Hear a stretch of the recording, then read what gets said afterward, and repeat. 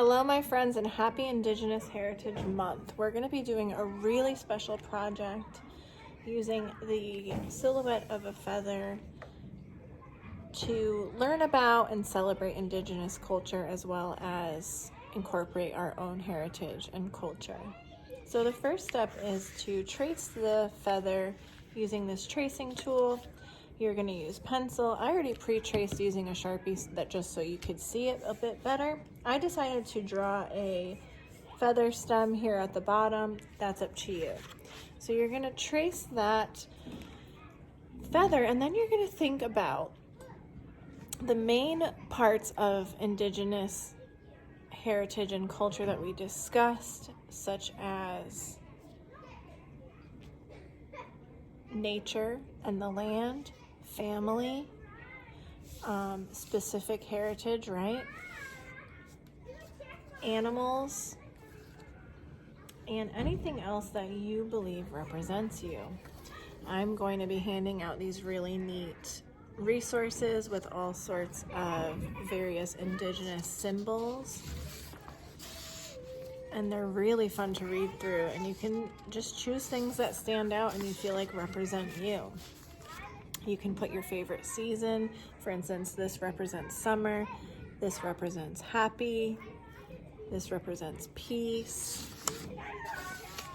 this represents being fast. You can do rain if you love a rainy day. So that's really fun to look through.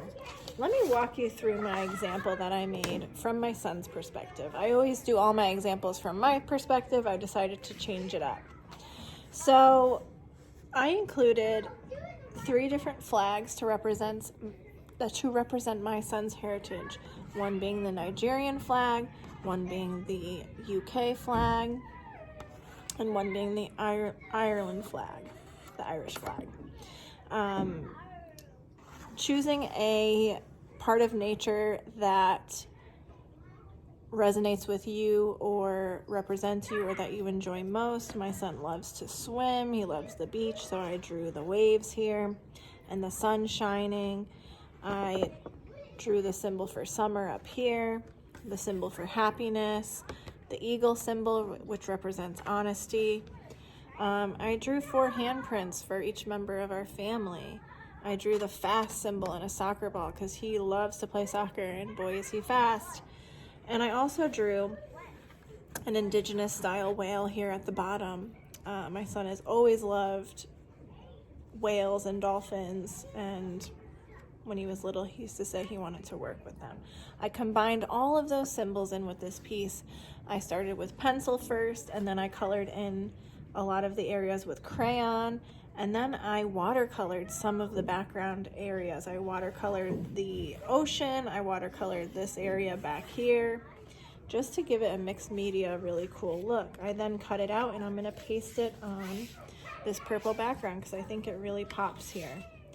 So I cannot wait to see yours. If you need help finding certain countries' flags, let me know. I'll pull it up on the smartboard.